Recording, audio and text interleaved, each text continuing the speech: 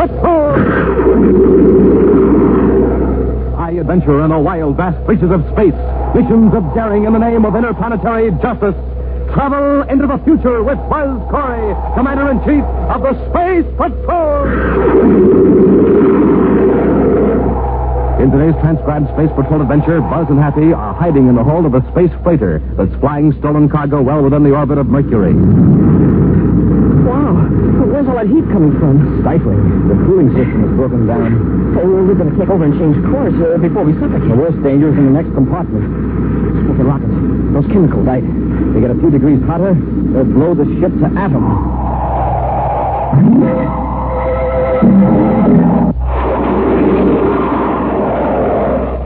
Commander Corey and Cadet Happy are aboard the Terra 5, bound for the planet Mercury. They're trying to discover why cargoes of valuable materials have been mysteriously vanishing from spaceports on the inner planets. Thus far, careful undercover work by Space Patrol agents has failed to uncover anyone responsible for the theft, or even to disclose the method of operation. And so, Buzz personally is taking over the investigation. 3,000 deals out of Mercury, sir. We'll hit the estimated time of arrival right on the nose. ETA 0830, right? Right, yes, sir. Nice bit of investigating, Happy. We'll have time to change uniforms at Space Patrol headquarters in Mercury City and be in Roger Claflin's office by 9. So, Commander, do you think Mr. Claflin will be able to give us any leads on these thefts? I don't know. If we're going to stop these attacks on space shipping, we'll have to check everything. Claflin's the one that filed that hot complaint with the Secretary General, isn't he? Yes, and he's very important. Claflin not only heads one of the biggest interplanet space lines, he's president of the Space Transit Association. We'll need his full cooperation if we're going to get to the bottom of this situation. Well, what about that other person you wanted to see, Jason Cutler? He's one of the most recent victims, Hap. I'm going to talk to him because he's not a member of the association. I want the small independent outfits to know that the Space Patrol is just as anxious to protect their interests as well as the big firms. Yes, sir. Besides, there's another reason for these visits. Word is sure to get out to the men behind these robberies that the Space Patrol is out to get them. Maybe pop out of their holes and tip their hand. Better contact Mercury City Space Control, Hap. Yes, sir. Meantime, on Mercury, in the private office of the president of Tri-Orbit Space Lines, Jason Cutler looks up from his desk as his assistant, Rock Van Dorn, enters. I've located Prentiss, Mr. Cutler. He's on his way up. Good.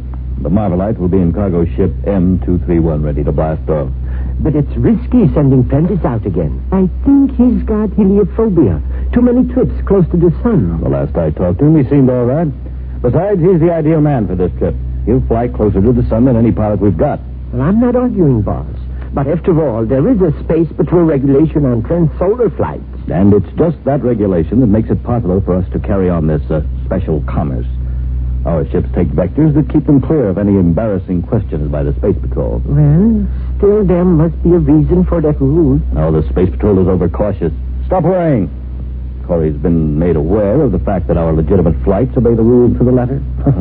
After all, I did suspend 2 pilots for 6 months for a minor violation of the regulation. Oh, yes. That was a smart move, Mr. Cutler. Of course, but not as smart as my reporting that Tri-Orbit have been victims of space pirates. Oh, that may be Prentiss now. Show him in. And remember, not even Prentiss is to know that he'll be carrying Marvelite on this run. All right. Come in, Prentiss. Mr. Cutler is waiting. Thanks, Vandor. Thanks. Well, Prentiss. How's our ace pilot today? Very good, Mr. Cutler. You mind if I sit down? Oh, no, not at all. Have a chair. Thanks. Got a job for you, Prentiss. Another special run. I better give it to one of the other boys, Mr. Cutler. You're the only one I can trust with this job, Prentiss. It's got to be done immediately. I'm not interested. Now, see here, Prentiss, I'm not in the habit of begging pilots to work for me. And I don't need to remind you that you'll find it very difficult to get a job with another space line. Understand? Yeah, I understand. I'll take your Marvelite to Venus. Who said anything about Marvelite? It is Marvelite, isn't it? Van Dorn, did you spell anything? He didn't tell me anything. I know it's Marvelite. But I said I'd go. Now, do you want me to haul the stuff or don't you? Hey, Van Dorn, we'll see you at the spaceport 1100 hours to give you final instructions. Okay, can I leave now? Yes, that's all, Prentiss. Good. I don't want to be around when your visitors arrive. What visitors? Why, an important man like you is sure to have a lot of appointments. I'll be looking for you, Van Dorn. Sure, Prentiss, sure. How did he know he'd be hauling Marvelite? Just a lucky guess. What else could it be?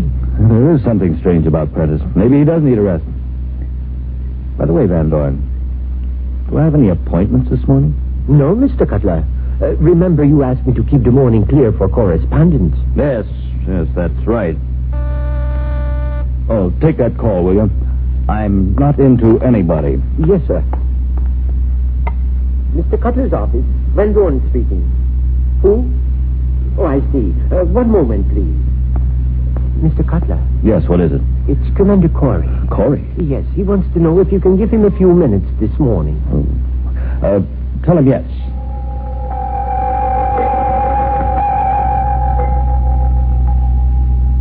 I tell you, Commander, it's a disgusting situation when honest businessmen are forced to endure raids of these pirates. I agree with you, Mr. Cutler. That's why I'm here. I've already talked to Mr. Kaplan, and he's promised cooperation both for himself and the association. Well, you can certainly count on mine.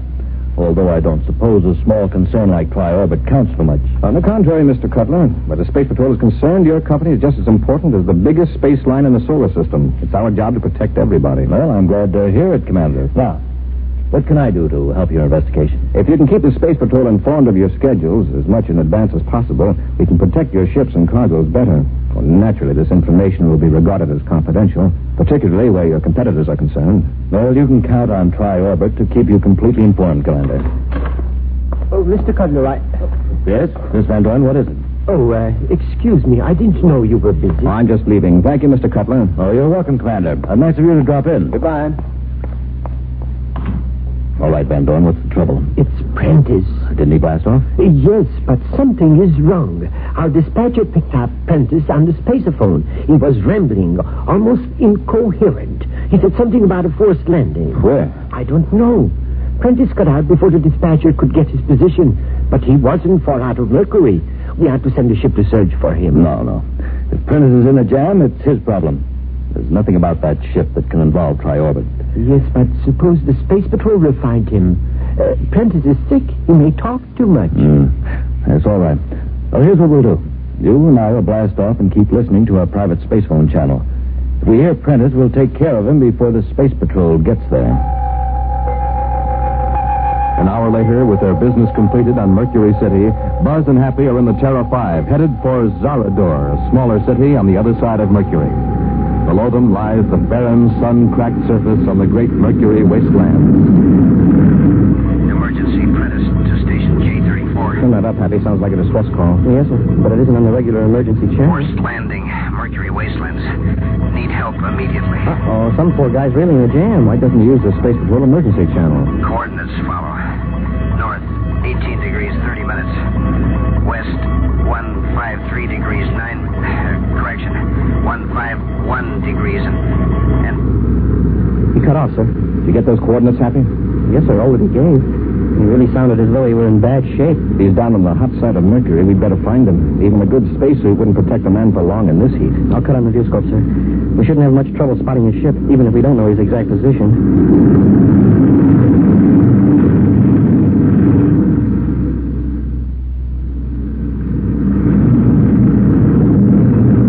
There's a ship, Commander. It doesn't look very badly damaged. He must be still in the ship, sir. That would be his best chance.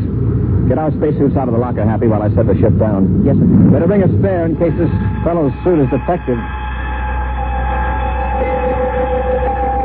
A few moments later, the Terra 5 lands near the damaged ship, and Buzz and Happy emerge from the hatch in their heavily insulated spacesuits. Carefully, they make their way across the deep fissures in the rocky surface of the planet. He said his name was Prentiss, didn't he? Yes, sir. Commander Corey calling Prentiss aboard wrecked cargo ship. We're about to open the outer hatch. Prentiss, can you hear me?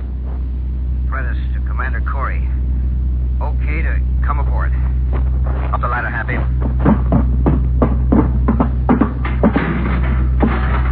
All right, secured behind us before we open the inner hatch. No use taking chances. No, it must be around 500 degrees Fahrenheit here.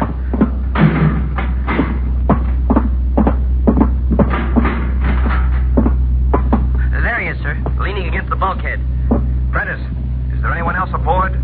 No, Commander. Is that suit all right? Bad insulation. I'm roasting in here. Better get into the next compartment and change into this one. If that suit's bad, you'll never make it to our ship. That won't be necessary, Commander. Hey, what's the idea? I'm sure you won't force me to use this blast gun. Just what are you planning to do, Prentiss? Lock you two in this compartment, then leave for Mercury City in your ship. And just how far do you think you'll get in a stolen Space Patrol ship? Far enough to save my life, at least. This ship will be destroyed in 9 minutes. And who's going to destroy it? You? I won't have to bother.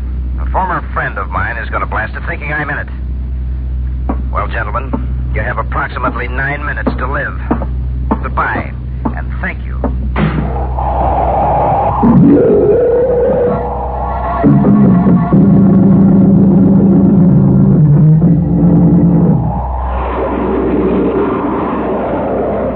Buzz and Happy landed their spaceship in the torrid wastelands of the planet Mercury, answering a distress call from a wrecked cargo ship.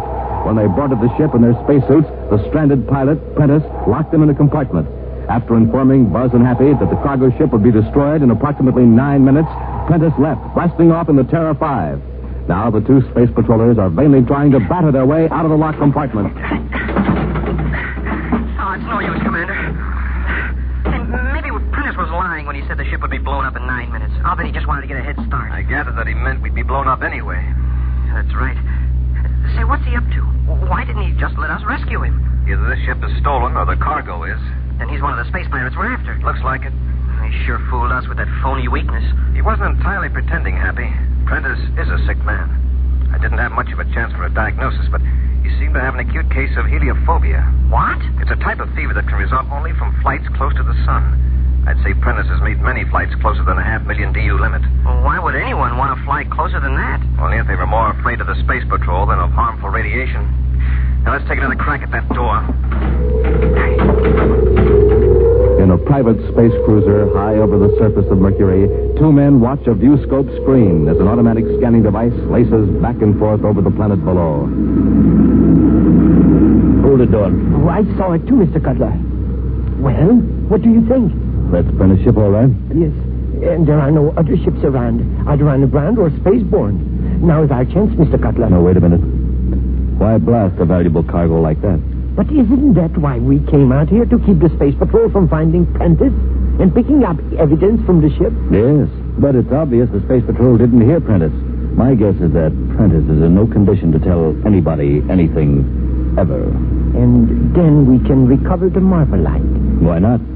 We'll land now and make sure about Prentiss. Then we'll have another cargo ship come out here and transfer the Marvelite. In the grounded cargo ship, Buzz and Happy futilely try to break out of the compartment, but the door holds firmly.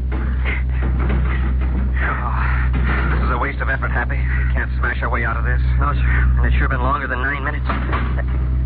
Commander, did you hear that? Yes. Sounds as though someone entered the ship. Do you suppose it's Prentiss coming back? I hardly think so. Be ready for anything. We don't know who's out there.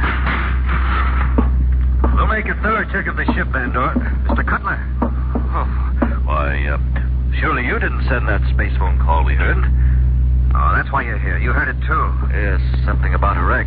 Van Dorn and I had just blasted off from Venus when we picked it up by accident. The fellow sounded sick or something. He wasn't as sick as he seemed. He forced Cadet Happy and me in here at the point of a blast gun and stole our ship. Nervy devil. I'll be glad to take you back to Mercury City, Commander. I'll take you up on that. First, I want to examine this ship and see what's aboard. While Buzz and Happy search the cargo ship, Jason Cutler and Rock Van Dorn play a cautious game, watching carefully, but showing no concern or undue curiosity.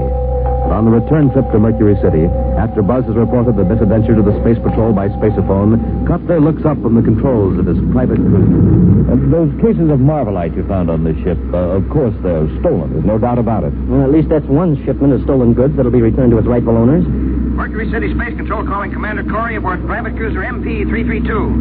Mercury City Space Control to Commander Corey. Corey here. Go ahead, Space Control. Commander, we've recovered your spaceship. Good. How about this fellow Prentiss? There was no one in the ship, sir. It was abandoned 100 miles east of Mercury City in the mountains. One of our patrol units was tipped off by an anonymous spaceophone message. Probably from Prentiss. What are your instructions regarding your ship, Commander? Fly to Mercury City. I'll arrive there in 20 minutes. Corey out. Well, that's a break. It looks like Prentiss was able to contact a pal who picked him up after he landed Terra 5. Yeah, but why did he bother to tip off space control? It would keep us from organizing a large-scale search for the ship. It sort of looks like Prentiss is anxious not to antagonize us too much. Well, if he thinks we're going to regard his actions as playful pranks, Mr. Prentiss is seriously mistaken. Later, in the Space Patrol office at Mercury City headquarters, Buzz pores over files and reports and then turns to Cadet Happy. Here, Happy. Here's the name of a man we're going to watch. Jason Cutler. I've talked to his ex-partner, Grayson, who founded Tri-Orbit Space Lines. He told me that Cutler insisted on hiring a pilot named Prentiss, who had a bad record with several space lines. Oh, and you think it's the same man that stole our ship? And Prentiss seemed positive that another ship would show up in less than 10 minutes. The only ship that did show up was Cutler's. Still, if Cutler was behind these robberies, well, he could have easily finished us out there in that wreck. He may have thought we had notified Space Patrol. I've got a plan that'll either prove my suspicions about Cutler or clear him completely. What's that, sir? Well, there's a cargo ship at the Mercury Spaceport that's owned by Cutler. Yet he hasn't listed it in his official report. If he uses it to transport stolen goods, we'll have him. What do we do? Have the ship followed? A patrol ship might be detected. Now, my plan is to sneak aboard that ship. There are plenty of places to hide. What about Prentiss?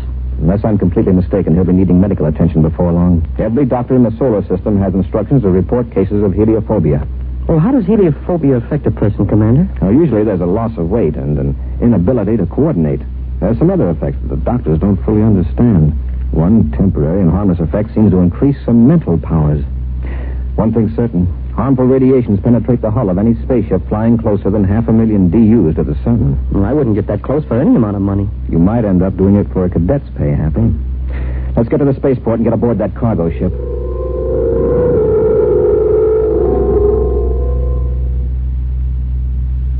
I tell you, Van Dorn, there's no use worrying. Why should Corey suspect us? Oh, we should have finished him out in the wasteland. Blow up the ship as we originally planned. Even if a Space Patrol ship didn't catch us, Prentiss would know who did it. And I don't want him to have any hold over me. Very sound reasoning, Mr. Cutler. Prentiss? You fool. Why did you come here? Don't you know the whole Space Patrol is looking for you? Yes, I know it, and I know something else you don't know. All right, Prentiss, out with it. Right now, Corey and the cadet are aboard cargo ship MC-793 at the spaceport. They're hiding in compartment D. How do you know that? Never mind how I know. But I'm the only one that can get us all out of this mess. Just let me blast that ship off toward the sun. When I'm inside the danger zone, you can join airlocks and take me off in your ship. Corey and the cargo ship will be destroyed. Suppose he grabs you before we can pick you up. I tell you, I know what's in Corey's mind. He plans to wait till the ship reaches its destination. How can you possibly know what's in Corey's mind? I knew you planned to blow up the wreck with me in it, out there in the wastelands. And I knew the instant you changed your mind when you figured you could save the Marvelite. The radiation. That's what's doing it, Mr. Cutler. It's one of the effects of the heliophobia. The radiations have made Prentiss's mind supersensitive to the thoughts of the others. What difference does it make how I do it? All right, Prentiss, it's worth a trial. Get to that cargo ship. Concealed in compartment D of the cargo ship, Buzz and Happy are suddenly subjected to the blast-off acceleration. As the moments drag on, the space patrollers converse in low tones. Then each becomes aware of a strange nervousness, combined with a feeling of weakness. Try to keep under control, Hap. We're being bombarded by solar radiation right through the ship's hull. Smoking rockets, you mean we're inside the 500,000 DU limit? Yes. We've got a mild touch of heliophobia. The pilot is getting just as big a dose of radiation as we are.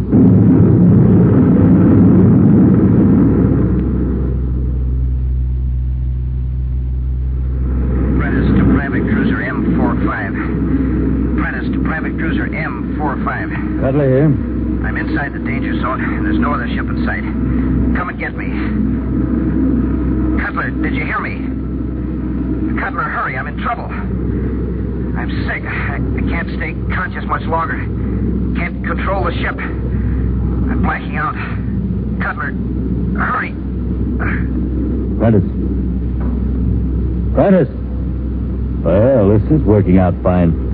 In case you can hear me, Prentiss, you're no longer of any use to me as a pilot. And with this power of being able to read my thoughts, well, that is a definite disadvantage to me. Van Dorn and I are returning to Mercury. Bon voyage, Prentiss.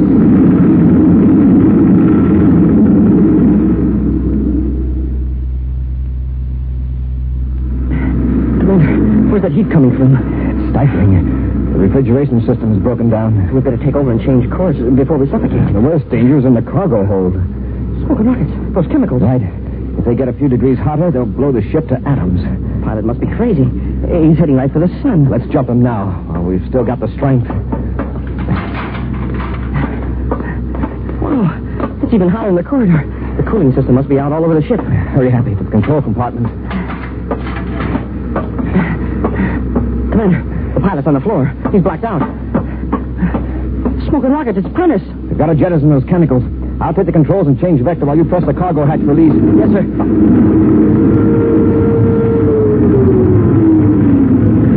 Cargo jettison, Commander. Commander, Prentiss is coming too. Take care of him, Happy. He looks like he's in a bad way. Cutler, you promised. Hear that, sir? He's talking about Cutler. Cutler, help me. Come and get me. Take me off the ship. Relax, Prentiss. You don't need Cutler. We'll take care of you and Cutler.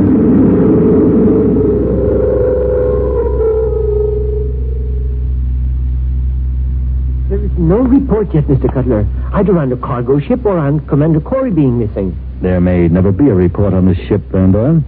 When we turned back for Mercury, Prentiss had that ship headed right for the sun. And then we've got nothing to worry about. Not a thing. All right, Cutler.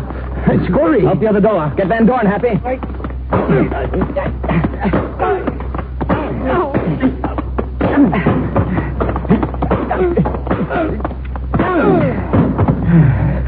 Now, let's have no more nonsense, Cutler.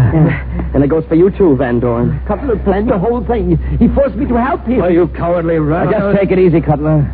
We got the whole story from Prentiss. Prentiss? Yes, he's alive. He's going to be all right, in spite of that heavy dose of solar radiation. Van Doren, I was a fool to listen to you. All this rubbish about radiation making Prentiss able to read minds. It's not true, is it? The doctors are going to make some tests. Yeah, they're wasting their time. Mind reading, what nonsense. Well, maybe, but I can tell you this, Cutler. You can just forget about making a lunge for your desk. Huh? But before you got your hands on that ray gun in the second drawer, you'd be flat on your back with a sore jaw. But how did you know about that gun? What?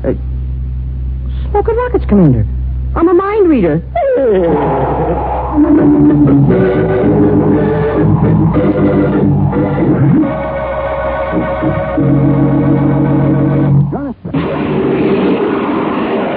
And now, an action preview of next week's exciting Space Patrol story. Buzz and Happy have discovered a strange castle in a valley on the planet Mars. Curiously, they make their way down a long corridor. This place has the weirdest lighting, sir. Yes. Seems to come from the walls and ceiling as if the surface were glowing. I wonder where this corridor leads. It seems to go on forever. Trick of perspective, Happy. Hey, what happened? I can't walk. Look at the floor. It's getting transparent. Smoking rockets. It's disappearing. Right from under us. Hey, Commander, we're falling. Join us again next week for another thrilling adventure with Space Patrol. High adventure in the wild, vast reaches of space. Missions of daring in the name of interplanetary justice. Travel into the future with Buzz Corey, Commander-in-Chief of the Space Patrol. Space Patrol comes to you each week at this time through the facilities of the United States Armed Forces Radio and Television Service.